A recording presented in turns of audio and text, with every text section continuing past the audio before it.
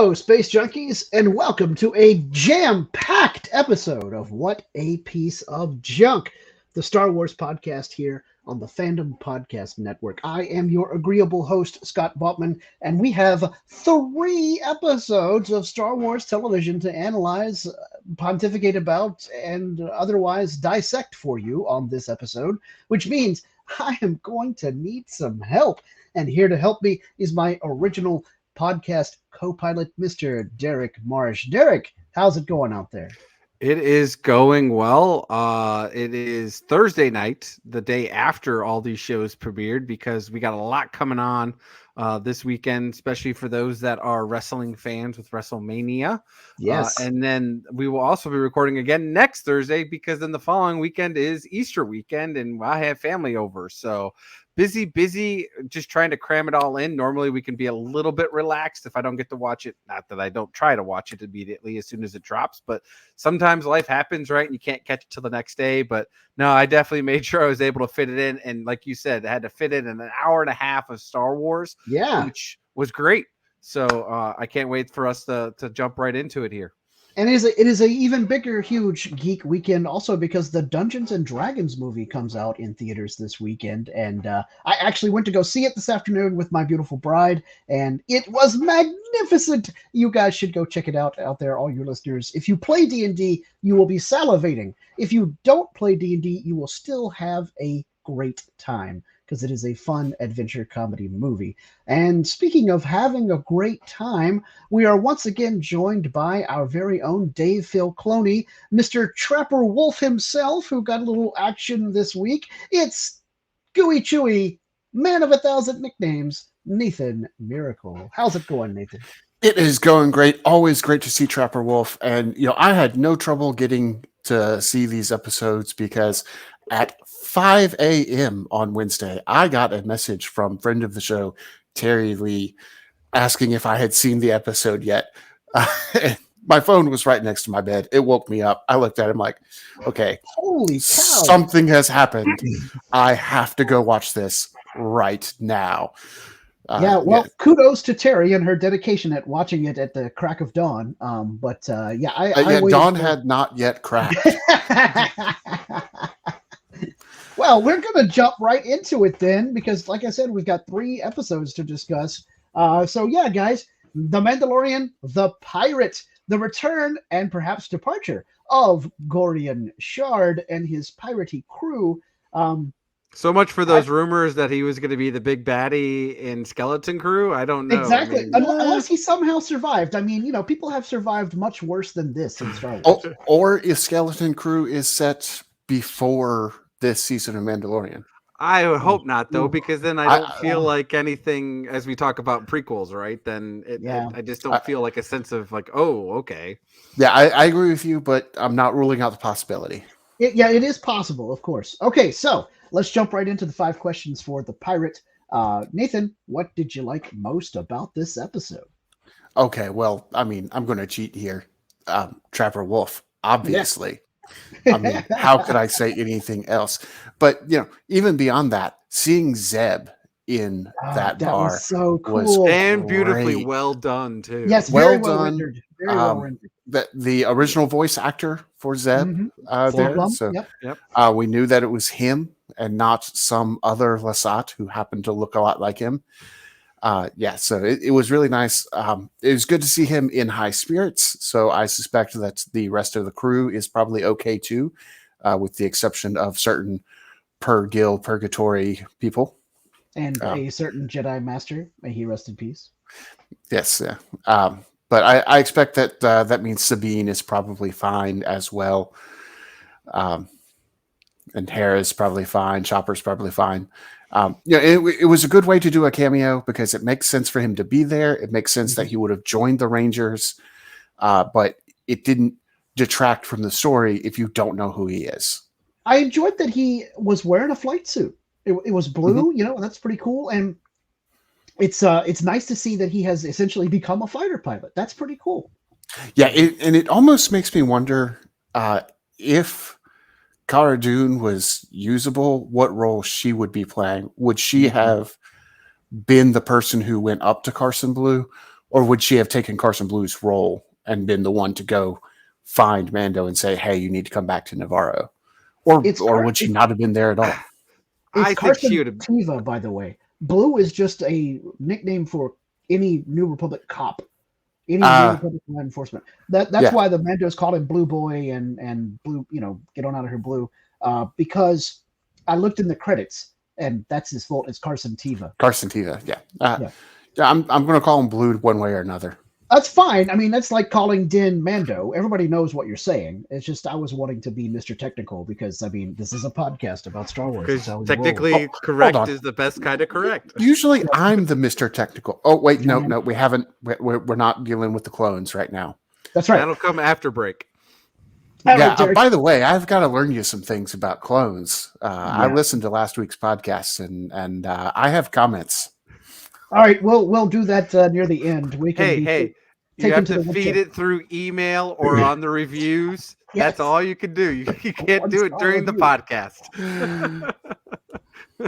Good times. All right, Derek, what was your favorite part about this episode of The Mandalorian? Obviously, it was Zeb. I mean, come on. That was my favorite part. But I won't, pigeonhole myself and carry on from Nathan's point. So, I mean, just the overall action was really good. Again, I loved the pirate ship. What is it? The Hammer class or Corsair class. Okay. Yeah. And that I thought it was beautifully done when we first saw it. Mm-hmm. The first many episodes back. But seeing it in the daylight, seeing with the action sequences, obviously seeing the the starfighters fighter piloting and dogfighting each other. Dogfight. Yeah. So was really cool. And just overall, that was a really good action sequence. And surprisingly, a lot fit into like a 35-minute episode. So yeah. My favorite part was the dogfighting action scene, and so sub-addendum, the subterfuge that happened before that. So the dogfighting was great. It was cool to see how that N1 Starfighter, which is essentially the Star Wars version of a classic hot rod, even though it's several generations old, its technology was so advanced at the time that it's able to just literally fly circles around those more contemporary snub fighters that Vane and his men were piloting, and Mando just obliterated those dudes. In fact, watching him fight them, I almost feel like Din could have saved the planet all by himself, but it was cheat code. Yes, exactly. It was easier with Bo-Katan and friends. But then the scene where Carson goes to the New Republic to ask for help and explain the plight of Nevarro was cool in and of itself. And then Officer G68 showed up again. And I'm just like, oh, yes, this is so cool because she's obviously double agenting it and was covering up stuff and really getting his goat so that he'd be pissed off and he wouldn't notice perhaps her spy craft. And oh, yeah, she's just a picture perfect villain, double agent femme fatale at this point. I love it. And then, of course, a bonus for me, I'm such a huge fan of the Goldbergs. Seeing the principal, Tim Meadows, become a rebellion, or in this case, a New Republic officer, was hysterical. So now we actually have a character from, or not a character, but an actor from the Goldbergs in Star Wars, when Adam Goldberg himself in real life is like the biggest Star Wars nerd ever. So it's going to be so much fun to see him make some jokes about that somewhere, somehow. Obviously, the Goldbergs is over with, so it won't be that show. But, I mean, even if he just makes jokes about it on his Twitter, I know it's coming. So that's great. That was definitely my favorite part. Well, and I also a sub thing too. I did appreciate Vizsla's kind of turn where you thought he was going to be, kind of hard-stricken, nosed against Mando the whole time, and he really kind of turned and he really got the rest of the Mandalorians to side with Din and going to help them in Nevarro. Really go seek, not being refugees essentially anymore or in the dark. So I really kind of appreciated where they were going with that whole tribal scene. I loved how they had to pass the hammer around for those that were speaking, right? So overall, that was a little bit of a great character development there. and conversation that they had. And then it was great, like I said, with the action scene, and he's just coming down with his Gatling gun and just everything. Yeah. So yeah. I love how anyone involved in Mandalorian culture in contemporary Star Wars, family and clan is a really big thing for them, especially found family. Because Din has this covert as his found family, and he got Paz Vizsla to change his mind because he's helped save his son, right? So Ragnar was saved, and so that was a really big deal. And we see over on the Book of Boba Fett has the same almost experience with the Tusken Raiders, right? It's his found family, and he becomes so close to them, and it's really important. And he even helps save one of their kids, So if you're somehow interacting with Mandalorians in contemporary Star Wars, family and clan is huge for you, which is great to see. Okay, slightly downturn here, of course. Derek, what did you dislike the most about this episode? And again, it's not necessarily a dislike about the episode. It just, again, makes me dislike the New Republic even more, just because of the whole bureaucracy and BS that they have, right? Again, they're like, yeah, let's save let's down with the Empire. We'll be better off. And then yet they're just the same. So it's like, okay, as standard, most typical, I feel. There's not exactly the same. I mean, there is a little less genocide and slavery going on, but yes, but you could say, but we had that conversation last time with what they're doing with the past Empire people. I mean, it's not slavery, but yet they still number them. They're still doing work for them. Like they didn't have a choice, right? They're still being monitored. There was less genocide and slavery. Yes, not that there is no genocide and slavery. Well, but I'm saying lesser. They're the margarine of evil.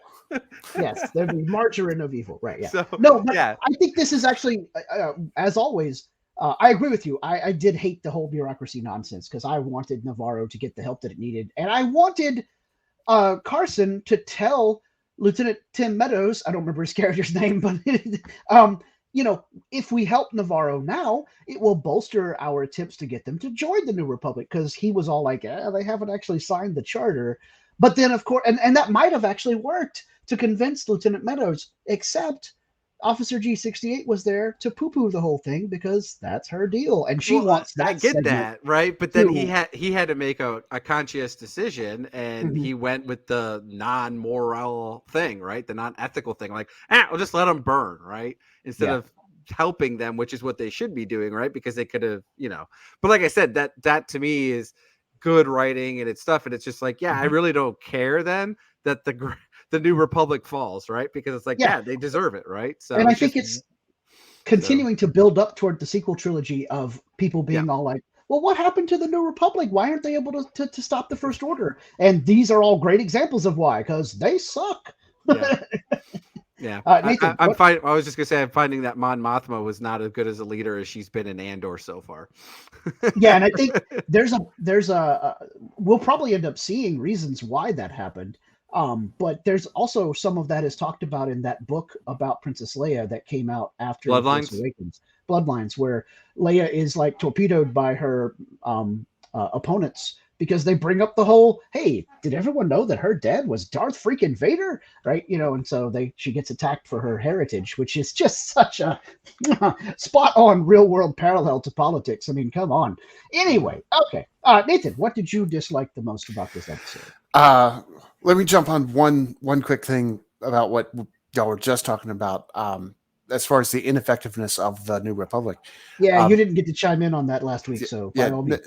Notice that they were not just mothballing Imperial tech in the episode where Pershing was cataloging stuff. They did also talk about mothballing the Alliance fleet.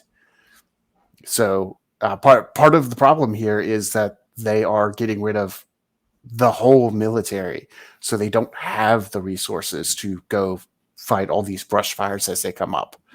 Yeah. So and that's letting the pirates do whatever they want to do and not have to worry about the Republic. Yeah, Gorian Shard actually mentions that in this episode.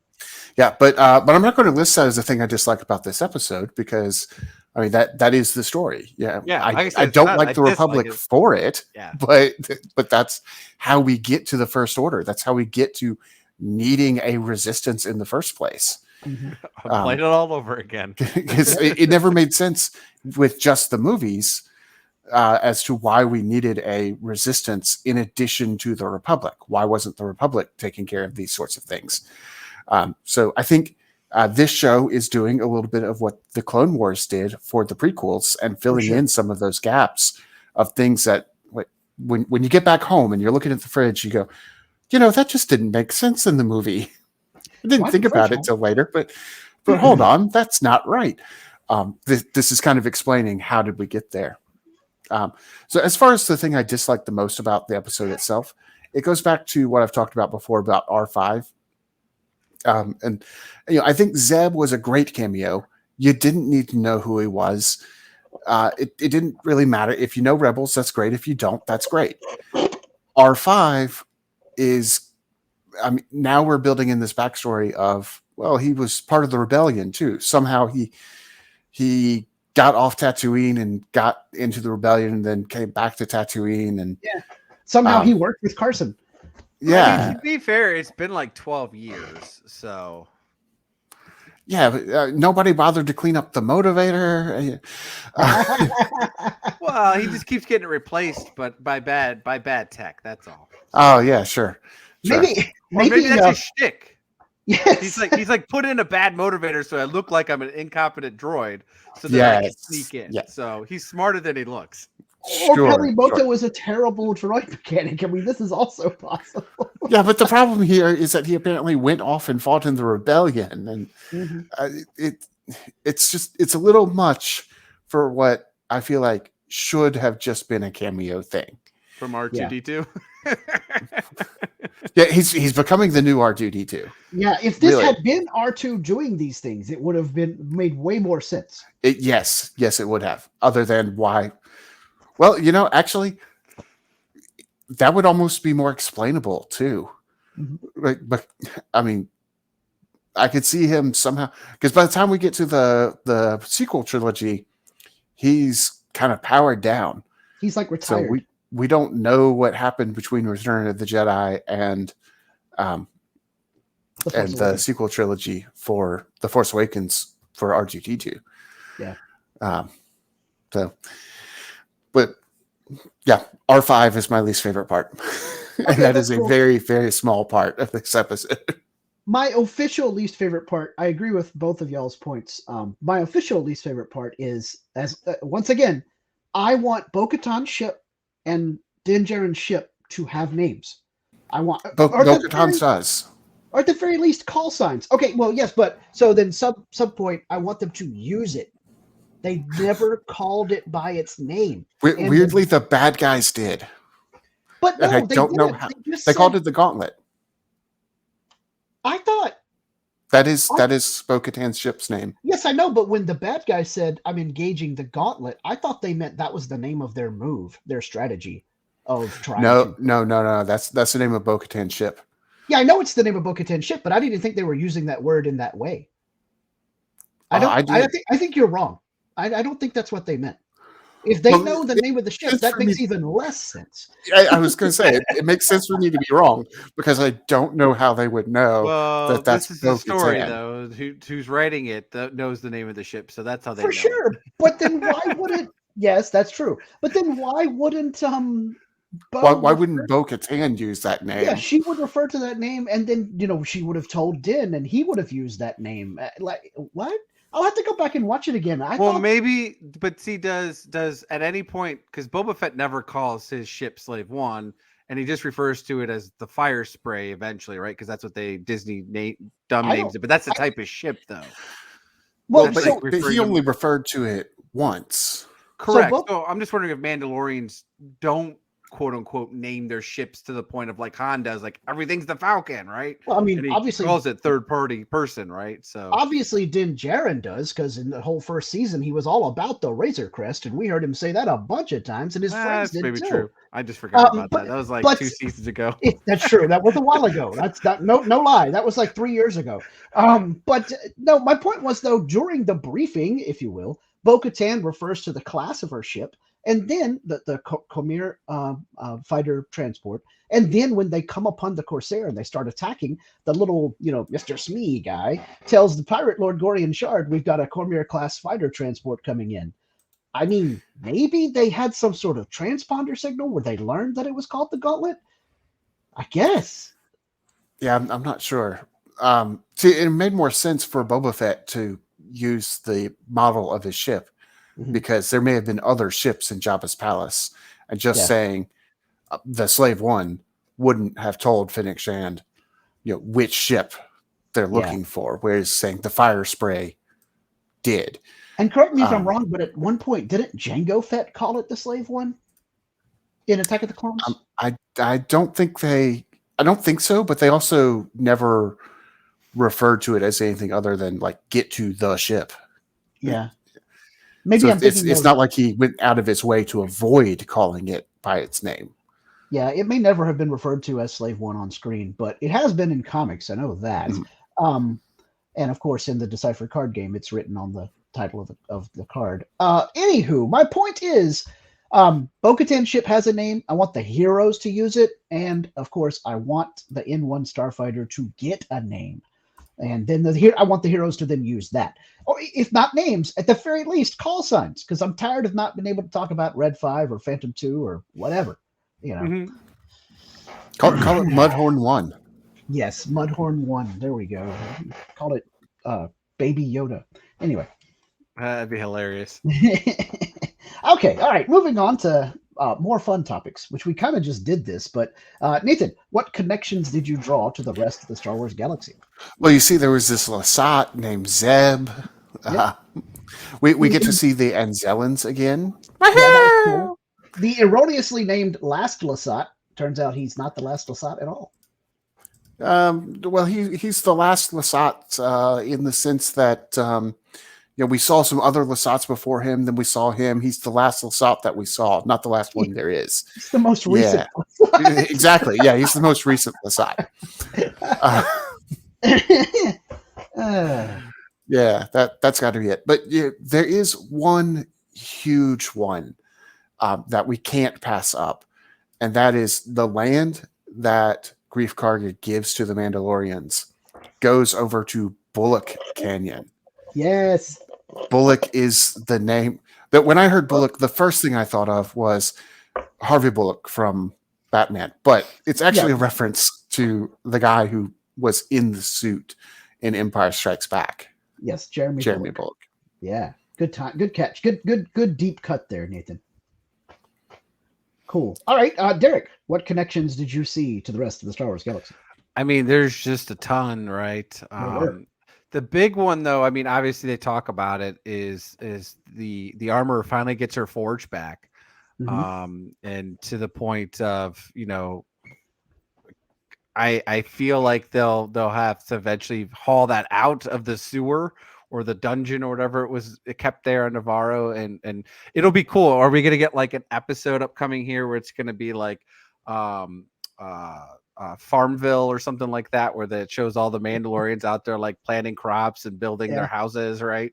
And you leveled up, transporting the forge to its new home. Yeah, so they'll have to do that. That would be a custom made level for Lego Star Wars right there.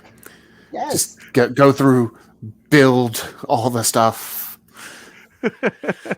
So, but the other thing though is what we see earlier in regards to I was just trying to think. My brain farted now. What I was going to connect I'll it come to. back to you. Come back to me.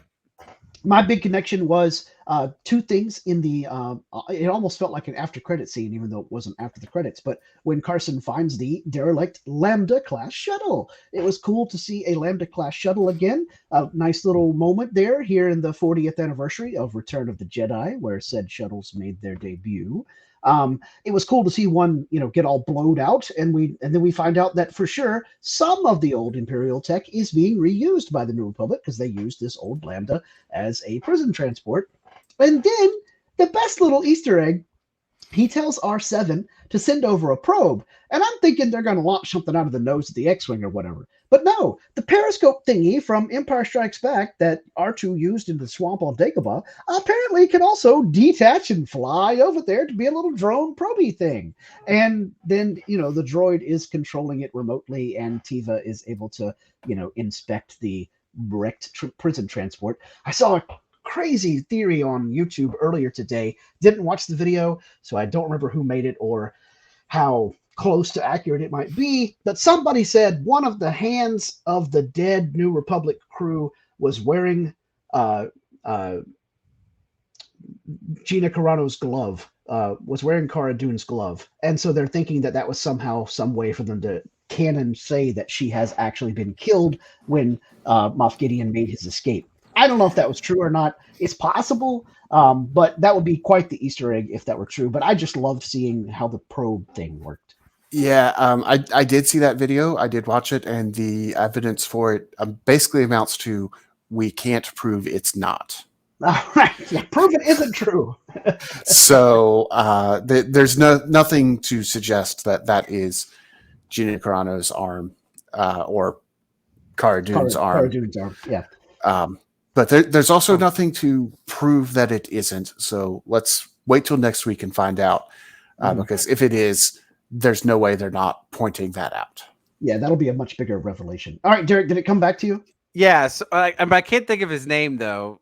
The one pirate guy that did survive, the one that we initially encountered, Vane. That's what it was. So he survives, right? He's the lone pilot. Now he doesn't do the whole Vader thing, but he's the single pilot that survives. So he's going to make a comeback at some point, right? For sure, yeah. So that's where I was going to link it to, the whole Vader surviving the Death Star trench run, right? And I wonder if those Raider fighters have their own hyperdrives. I don't think it matters, because I'm sure he could just take over some other portion somewhere else, and just, then hyperdrive out of there. Go ahead, Nathan. Maybe. Yeah. I think so. They are fairly heavy fighters, and usually once you get up to that size, it's bigger than a Z95, Yeah. And it had it's three of its own engines. I mean, that's pretty big for us. It looked very similar to an A-wing. Yeah. But bigger. But bigger. I say bigger, yeah. So, all right, cool. Okay, question number 4. I don't remember who made this question, so whoever it was, take it away. All right, Derek. All right, so this was an interesting piece too, in my opinion. So, what do you think made the armorer change her mind and decide that Bo-Katan should now join, or yes, join the forces. Join the forces of all the Mandalorians. Sorry. Yeah. Combine all the Mando subsects. All the different, clans, if you will. Yep. I think what made, I'm going to jump in and go first. Go ahead. I think what made the armorer change her mind was Bo-Katan talking about seeing a mythosaur, and then Bo almost insistent that it was a real mythosaur and not a vision. And so for the armorer, as she said in the episode, it's like some sort of big sign that the new age is upon them, and then follow that up with the fact that they got land to have their own Mandalorian settlement out in the open, in the daylight, for the first time in forever. And she knows that Bo-Katan, being royalty but walking the way, is the person that can bring everybody back together. So that's why I think the armorer changed her mind. Yeah, I've got to agree on the mythosaur point.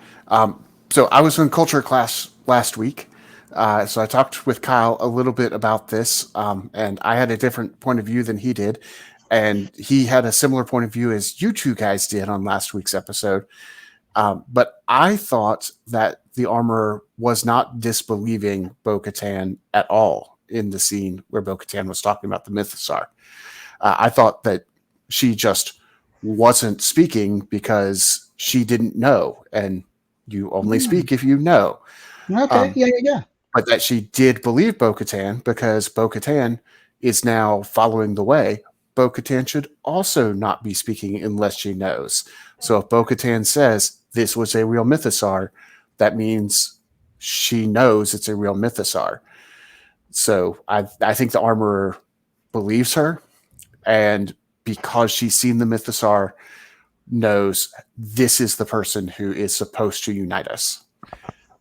I think she might even set up some sort of fight between her and Din later so that she can win the Darksaber in combat.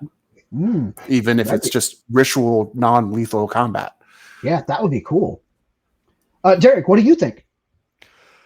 So it's an interesting thing. I think because it's so weird, right? Because for the first 2.5 seasons, the armor has been like, this is the way, this is how we're going to do it.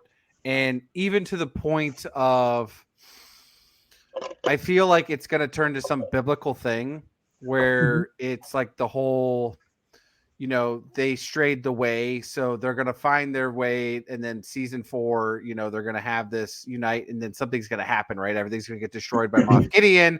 And then she's going to be this whole, we did the whole golden calf and we weren't following the way and all this stuff. So that could be one thing. Or the other thing would be curious is that, and to somewhat Nathan's point though, is she going to set it up though, so that Bo-Katan fails? Ooh. So because it's so weird that if Bo-Katan is now possibly wanting to follow the way their creed is for them, why would she then force her to take off her helmet, right? Like, it's so weird, right? Like, it's the way the approach is, like, I was almost like, well, it was supposed to be a test, and she's be like, surprise, it was supposed to be a test and you failed because all I had to say was take off your helmet, and you took off your helmet. So yeah, at least Bo made her take a stand and be all like, do you respect my station? Yes, I do. Okay, then take off your helmet. I think maybe part of it is she knows that some people out there in the Mandoverse won't join unless they see that that's really Bo-Katan. I agree with that too. So if they're not going to see her face, then it won't work. So the armor is essentially giving her, I'll keep going for a organized religion reference here, like you did with the Bible. She has special dispensation in order to remove her helmet in order to go do diplomacy. Maybe.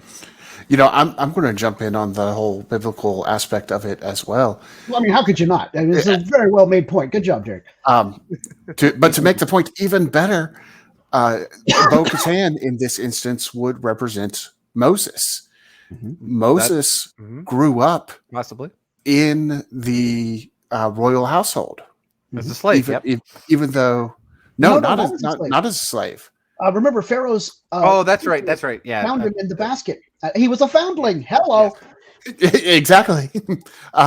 He was a prince of Egypt, but then he led his people out of Egypt. So maybe the reason Bo-Katan can remove her helmet is because she comes from the other side. Like, she comes from the royal family even. So she's the leader who comes from outside but is still part of the people to lead the people into their new promised land, all the way over to Bullet Canyon. Yes. But then shouldn't Den, since he's the foundling, be the one? And maybe he will end up being so. Well, that's what I'm saying. So there's a possibility. Den is Aaron in this comparison. Maybe. I think Pre-Vizsla would be, because he's also technically royalty as well. Yeah. Vizsla's also. Well, but Aaron's not royal. Right. But but he speaks for Moses. Yeah. And but see, but he did speak on Bo's behalf. Oh yeah, you're right. To get her back into the good graces of the people.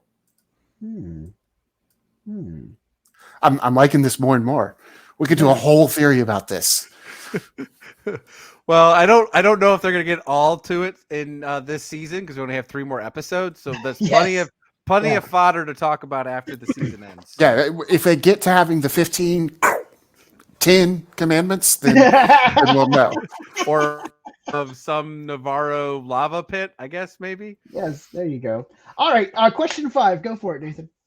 All right, so Vane, we mentioned him. He got away. Do we think we're going to see him again this season? If not, do we think we're going to see him again in another season? Or if not, do we think that he's going to show up in another show? totally going to see him again, and it's in another show, and he's the pirate that's going to be doing stuff on Skeleton Crew, not Gorian Shard. That's my answer.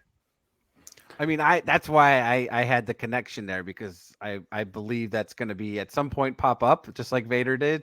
Even though when they initially made Star Wars: A New Hope, there was no, obviously Lucas wanted to make more, but there was no guarantee that 2 and 3. So regardless, though, like every other movie now, there has to be some type of open-ended possibility of a sequel or whatever trilogy. So So there's always an open-ended question. So yes, and that's why I go through it every time. Never trust a pirate, and you should have shot him when you could have. Word? Absolutely. All right. Well, that was very quick, so I'm going to go with secret question number 6. Oh. The Beskar on the Lambda-class shuttle. Oh, yeah. Do we think that was actually from a Mandalorian? Are they being set up? If it was from a Mandalorian, who? What do you think, Derek? So I would be very interested to see that.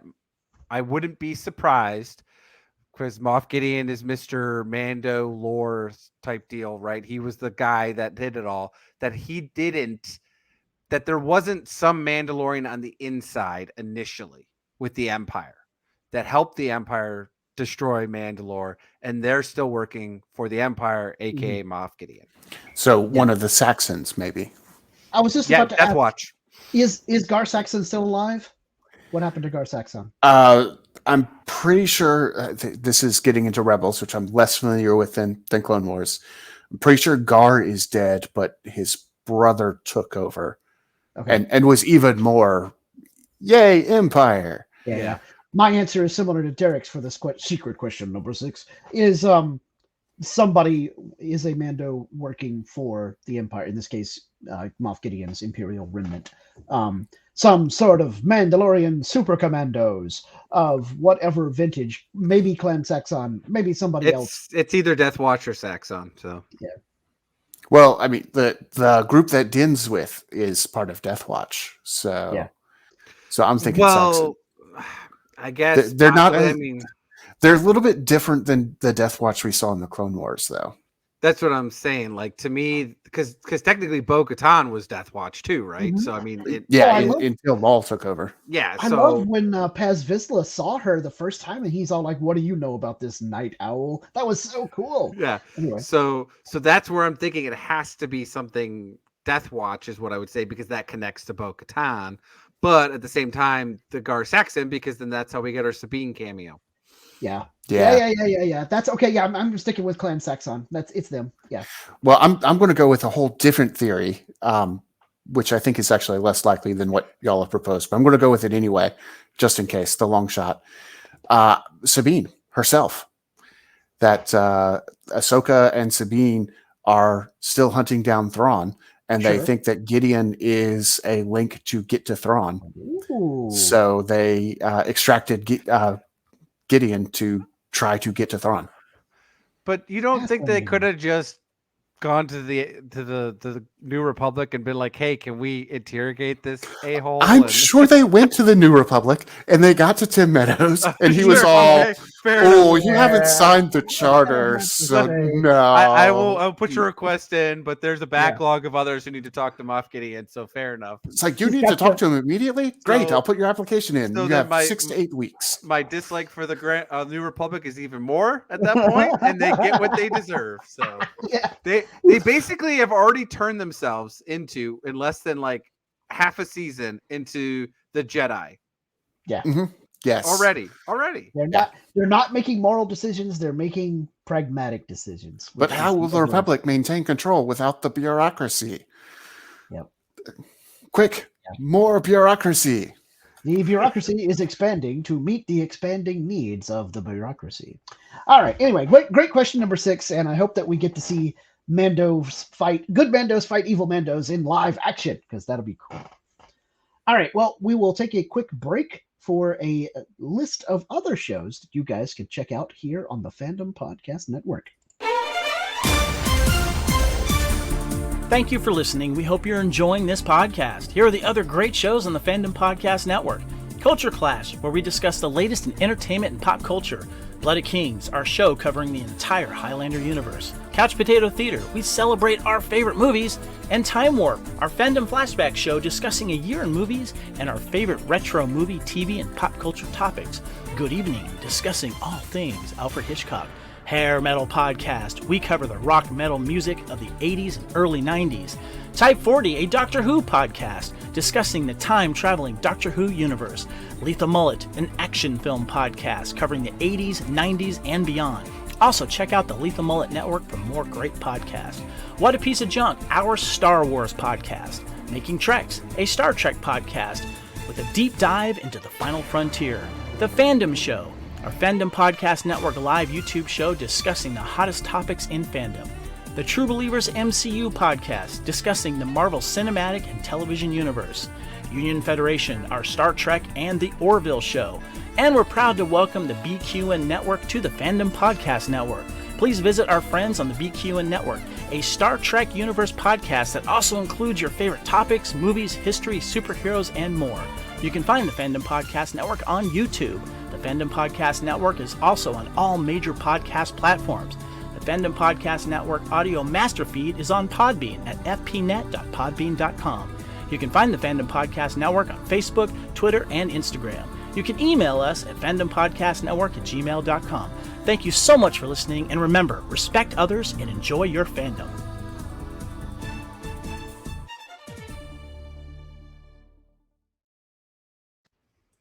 All right, great. Thanks so much, Kevin.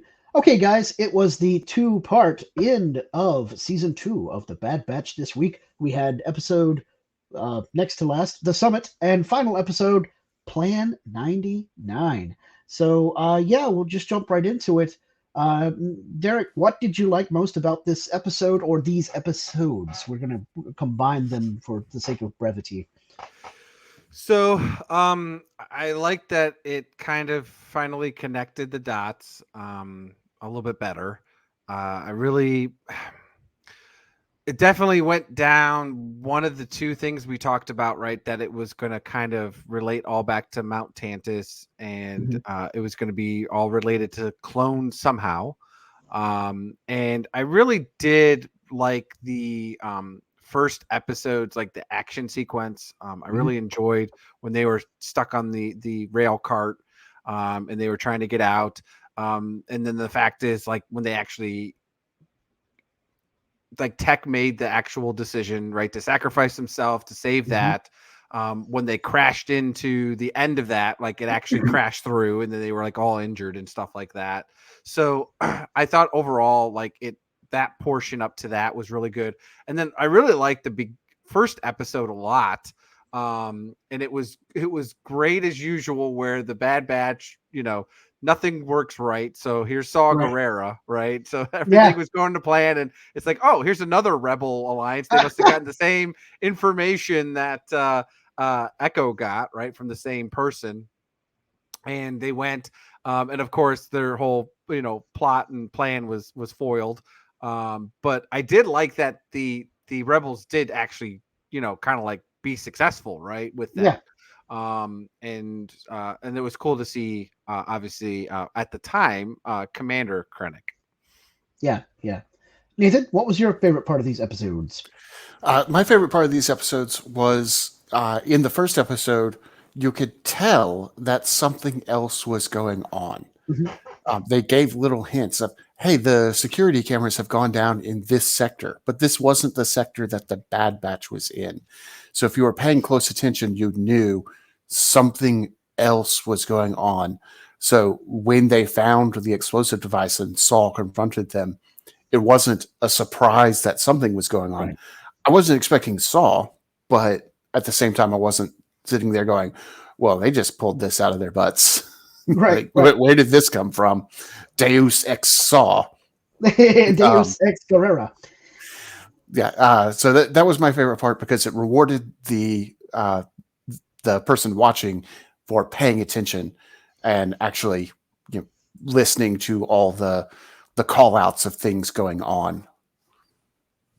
Yeah, cool. I'm going to jump on the bandwagon. My favorite part was Saw Guerrera and the Partisans coming and doing their thing. About halfway through the first episode, I leaned over to Mita and said, somebody else is infiltrating the same base. Boy, is this a scathing indictment of how horrible Imperial security is. Because not only do you have insurgents infiltrating the base where everyone's meeting to talk about what to do about the insurgents, you have two different groups simultaneously of insurgents. You guys suck when it comes to security. It's overconfidence.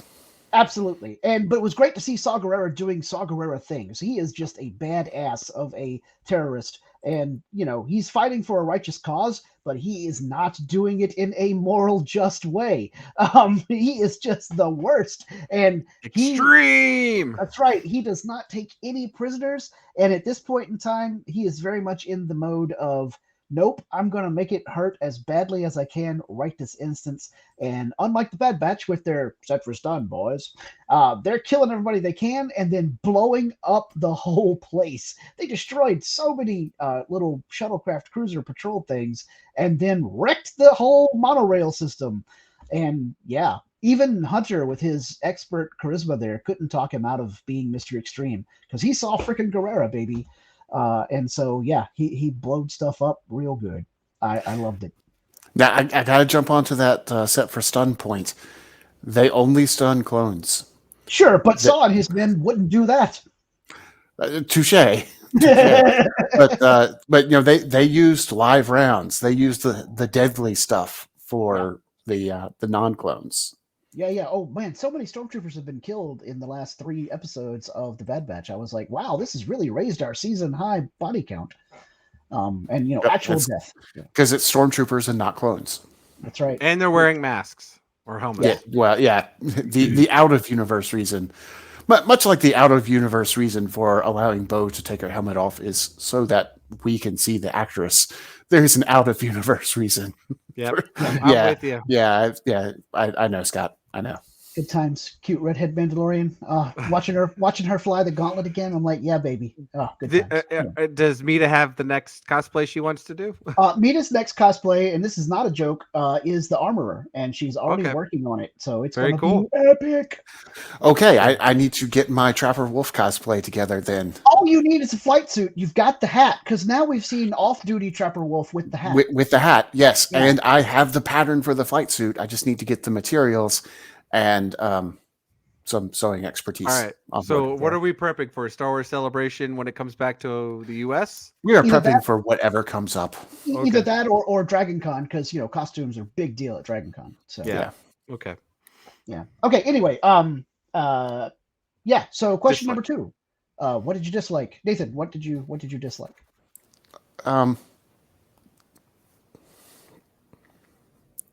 Poor Tech. Yeah. Yeah. I mean, it makes sense from a storytelling point of view, because if we're going to keep, we've talked a lot about how Tech and Echo kind of fulfill the same role. So it made sense from a storytelling point of view. Let's write out this person so that Echo can, have that role to himself. But still sad to see one of our own fall. Plan 99 is to sacrifice yourself for the good of your brothers. Yeah. Yeah. It was rough, but like you said, rewarding from a narrative standpoint. Derek, what did you dislike about these episodes? I get it because it's for the narrative of the story, but the reason they all went back to Sid. Mm-hmm. Why did they have to go back to Sid? Well, Sid has the only medical droid in the entire galaxy. Apparently. And he's not even a medical droid. He's just a floater bot that, that happens to have some first aid training. Yeah. So only one. They couldn't go back to Pabu or whatever and do it there, or go back to the base that Rex and them are at. Like, I'm sure they've got some medical kits and an actual maybe medical clone medical trained clone to literally anywhere else in the galaxy. No joke. Like, I don't get it. Like, it upset me so much. Like, I get it if it would have actually mattered in the world of Star Wars, where it's like, which I know sometimes they make up for it, but then other times they just completely ignore it, where it's like, at least Star Trek does a really good job with this, right? When they travel hyperspeed, it's like, oh, it's far away, but it's still like a minute travel, right? Now, Mhm. like in Star Trek, they at least say, when we go into warp speed, it takes hours or days, right? At least they're legit with it. More science, right? We get it, right? Yeah, But more science. anyways, Yeah. it just Because we have pissed plot me off hyperspeed. because I'm like, this is stupid. Like, okay. And I guess now this is how they're gonna write off Sid, but maybe she'll turn herself back around in season 3 or something. I don't know, right? But I almost feel bad though too because I dislike what they did with Sid in season 2. I don't know what the whole point. Like, she was good in season 1. I liked her as the broker or the handler or however they want to do it, and I really thought that. And then it's just like, okay, I guess they wanted to have that, and so they're moving forward with it. But I just felt like that was untapped potential with Rita Perlman. Like, you could have done a lot more. And Sure. we were talking about like, hey, we're doing it with Free with Wanda Sykes' character, right? But it's like, well, is that just gonna be the same thing like next season? That it's like, why did they just go back there? Like, they could have literally had help, and then they could have set up shop there and not worried about it forever, right? So and we've been talking this whole season about how they were making it so clear that Sid was going to betray them, that surely in the end Sid was going to come through and prove that, no, I am loyal to you guys. And no, they just went, yeah. So I'm with you on that. That was definitely a weak point of these episodes. My least favorite part of these episodes, Crosshair's story not only didn't end the way that we were expecting with a redemption and death, it didn't really have any sort of wrap up at all. He's literally still strapped to a table. And like, do we know for sure that we're getting a season 3? No. So we might never know unless they do a one-off Marvel comic or a novel or something. I'm hoping for a season 3 because I think they will at this point. Yeah. But Lucasfilm is making so many cuts, and Disney in general is making so many budget cuts right now. I am not 100% convinced, and that irritates me because I wanted Crosshair to have a better ending. Well, that'll just be the new Clone Wars, though, right? So we'll get it like 10 years from now. That's it. Yes. That might be the case. Yeah. Anyway, but that's what I disliked. Not only did Crosshair not do what we were all predicting, which would have been great, he didn't do anything. He's literally like held strapped down to a table. He recognized Omega. That's it. I did like that we find out that whatever her name is, the doctor, is actually a former clone. Or at least the original DNA of Omega. Yeah, and it seems to have solidified my burgeoning theory that all of the females that we see that have that look about them are clones from Kamino. Like, the Kaminoans made male clones as soldiers, and then female clones were like, I guess, scientists. Yeah, seems likely. Yeah. This isn't sexist at all. I know, right? No. Can we cast aspersions to the Kaminoans about being sexist because they don't maybe understand how humanoids work or the human species work? Like, to them it's not sexist because they don't really get the whole gender. Well, I mean, it's Star Wars. They don't really have it unless if it's a droid. That's all they're racist towards is droids. Yeah, and clones now at this point. Yes, and clones. Yeah. Oh man, the stuff that Krennic and Tarkin and them were talking about with regard to clones, and then Dr. Hemlock, he's all like, they're Imperial property. They're not people. They're property. Ooh, dang. Yeah, just dripping with evil. I wanted him to twirl his mustache, but he doesn't actually have one.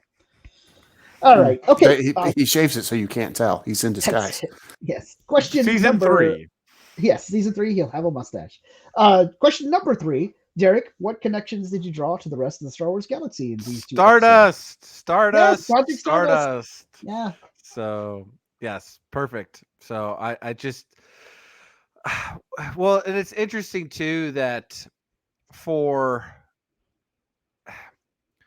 I'm confused the way the I mean, I get storyline and all that stuff, right? But there's actually, no matter like what large project there is over or whatever large project the Empire is working on, there always seems to be some Imperial headman over it, right? Like Tarkin's over that, Thrawn's over that, Krennic's over this, but nothing in the science division. We actually have the legit scientist over it, right? What he's doing with the cloning.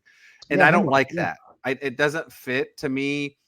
there should be an actual legit Imperial dude that's overseeing Hemlock, right? And he should have been there rather than Hemlock, because it makes no other sense to the way the rest of the Empire works.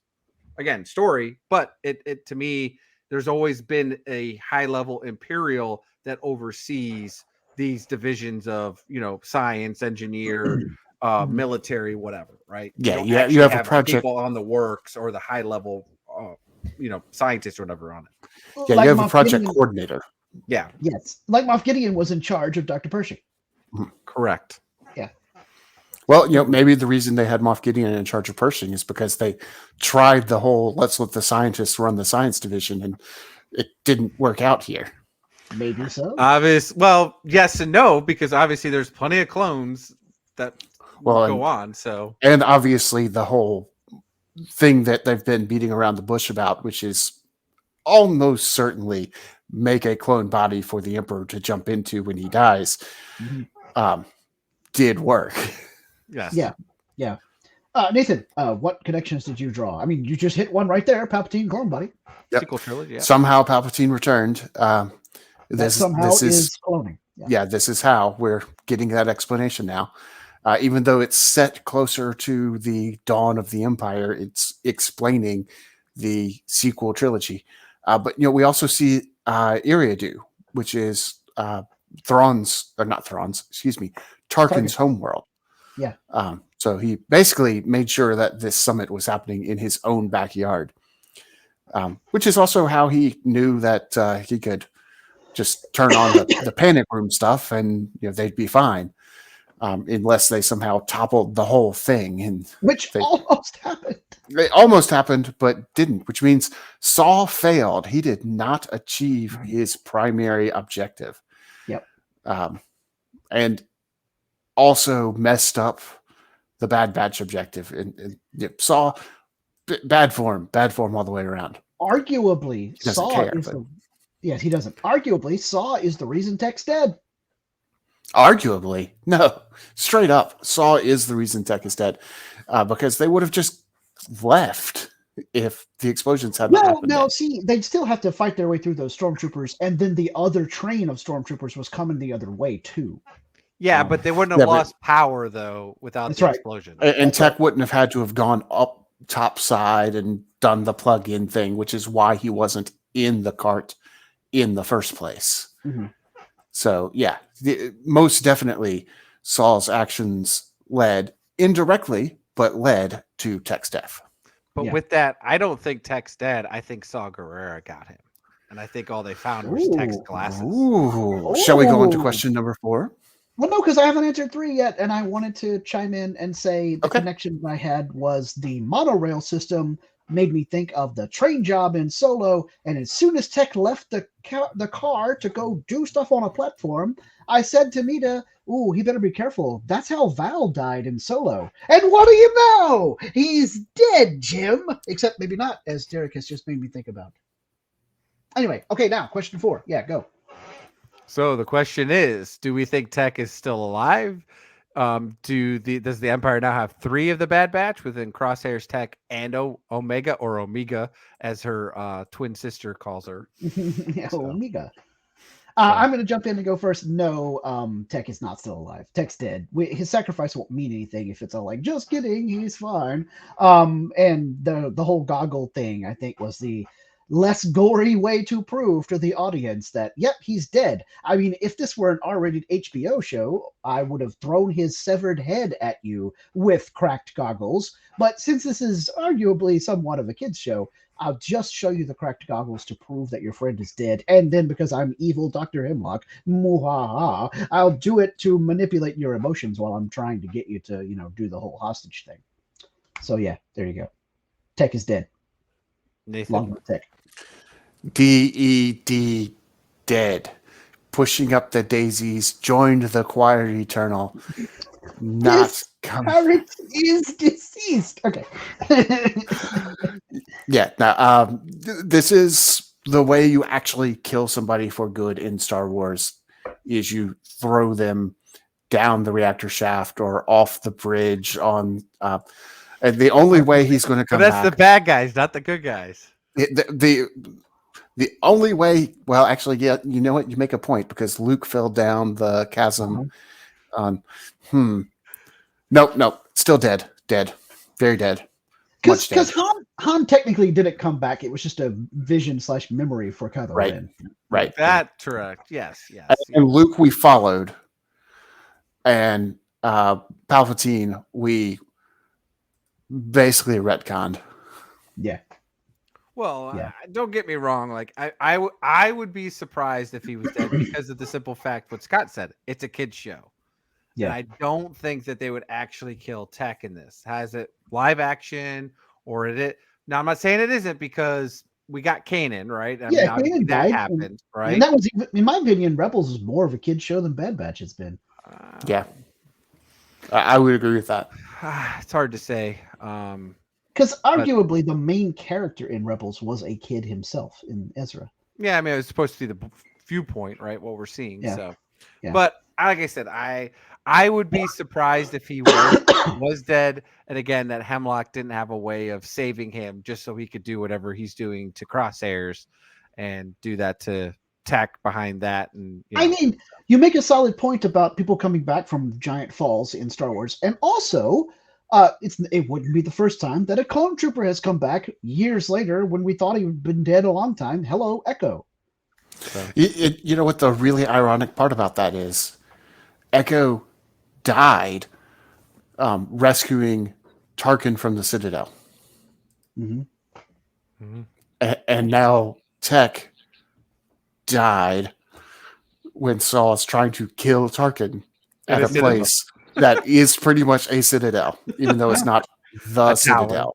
A tower. If I may quote High Magistrate Grief Karga, we fought on different sides. Now it's great that we're on the same side. And then in this case, it's like poetry. It rhymes because Tarkin was on the same side with the clones, and now opposite sides. But see, that's the problem. Like, that's why I don't like it when they leave this so ambiguous. Like, to me, like, if you want to make it mean something, like, I legit want him to, like, actually be like dead, right? Like, to actually canonize it. Like, if Filoni comes out and says he's dead, okay, I can like it better. Like, with Kanan, it was legit. Like, you saw him. Yeah, he's gone. when and I get it, it's a kid's show, but when he falls into a fog, like, I don't know what's gonna happen, right? So, when he falls into a fog, when a few minutes ago there was a good guy shuttle flying down into that fog. I got you. I feel you. I see what you're saying. That's what I'm saying. I think Saw's got him. So anyways, well, I left my cowboy hat in the truck. Otherwise, I would connect to the Filoniverse and give you a more definitive answer. So, because to me that would make it mean more. To your guys' point, like, yeah, because it's war, it's stuff. It's supposed to, like, not all the heroes live every time, right? Like, I get that, and I would appreciate the story more if that happened, right?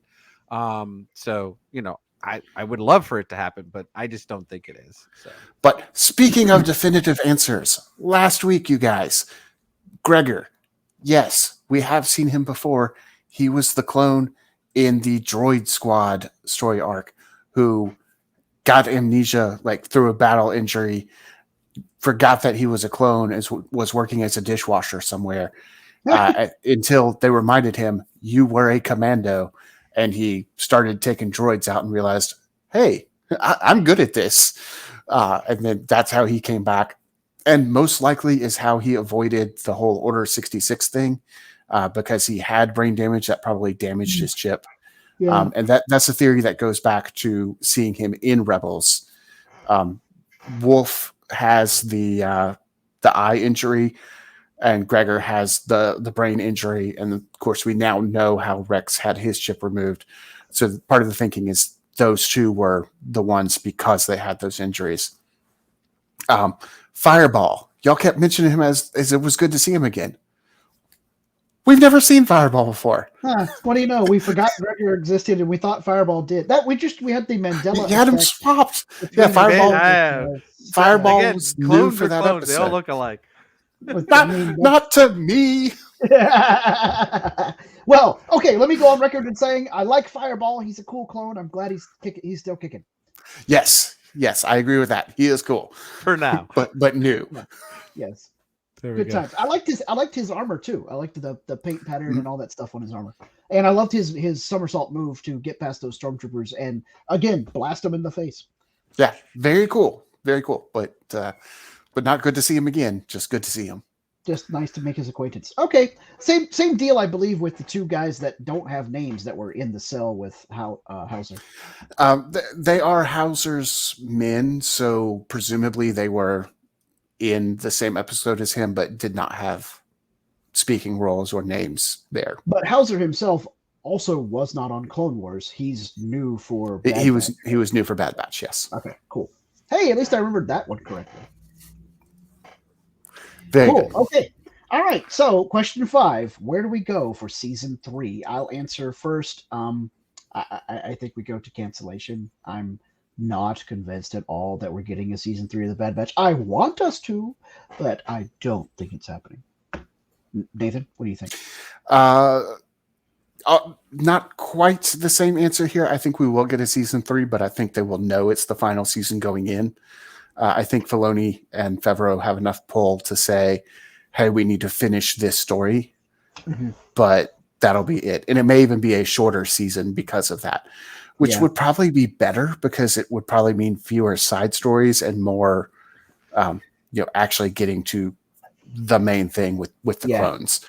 Yeah, So I think the first thing that would happen is that they rescue Crosshair and Omega, and then, of course, Echo would take Tech's role, but also that they rescue the person that we just found out is a clone and that she joins the Bad Batch. Ooh, that'd be cool.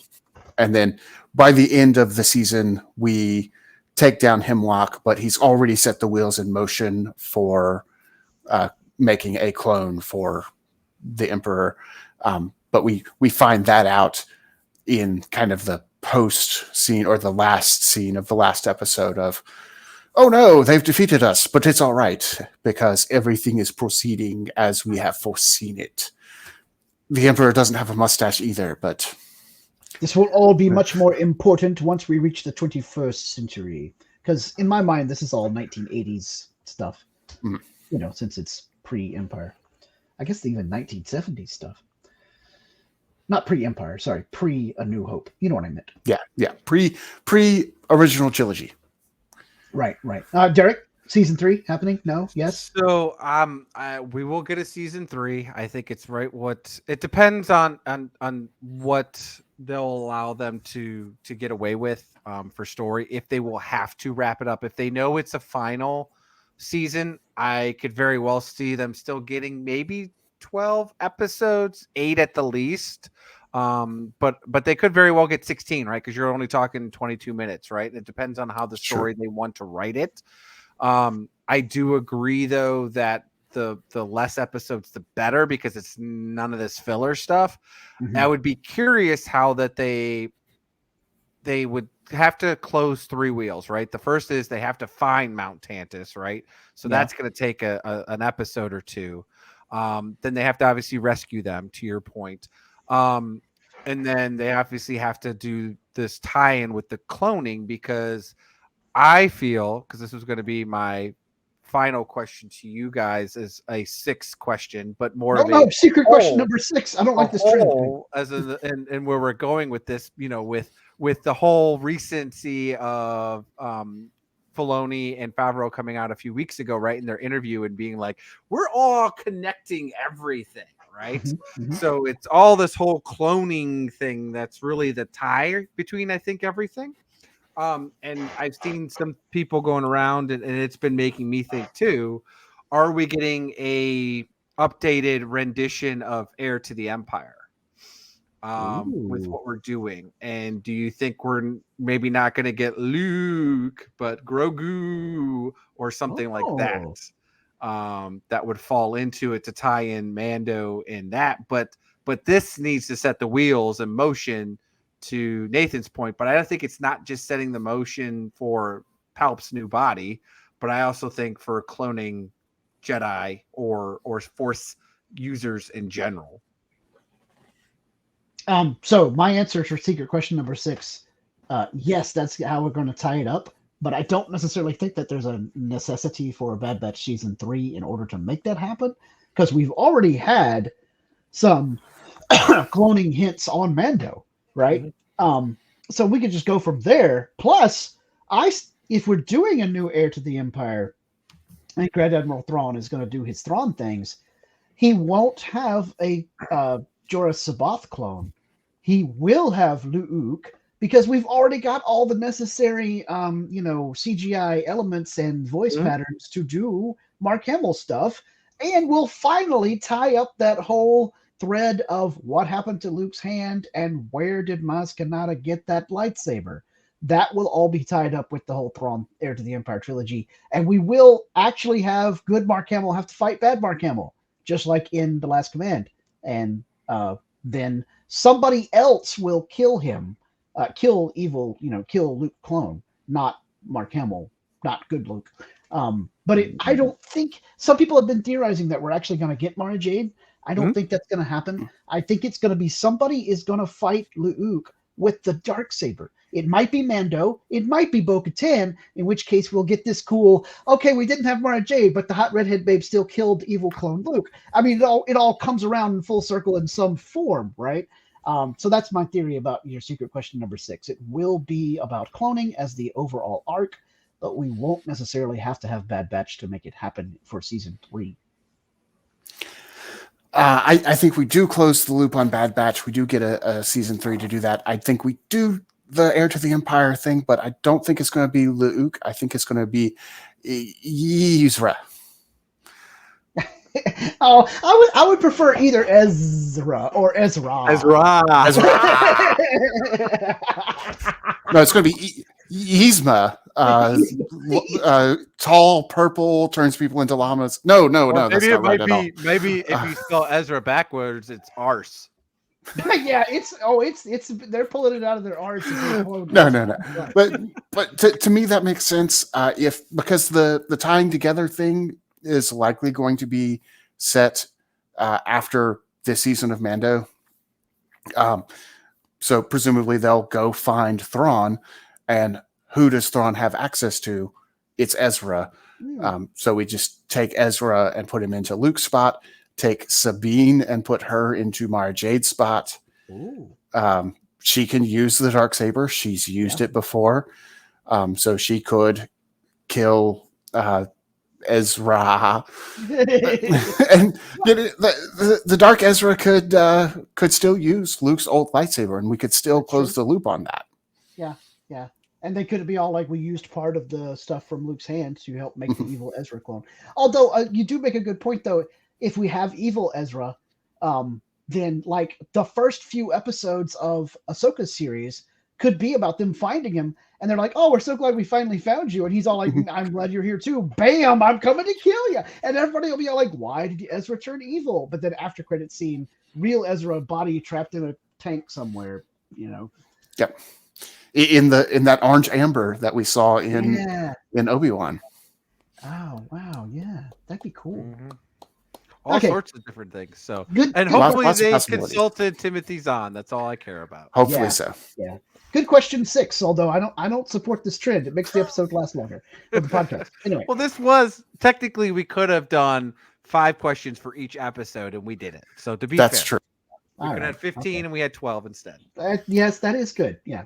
Okay. All right. Well, time for Derek's favorite part of the show. And this week, my favorite part of the show, too. What Star Wars shirts are we wearing? Notice I didn't say t-shirt because I got the most epic Star Wars Hawaiian shirt this week off of some random Facebook ad. It's Baby Yoda surfing. What is up? Look how ripped he is. Oh.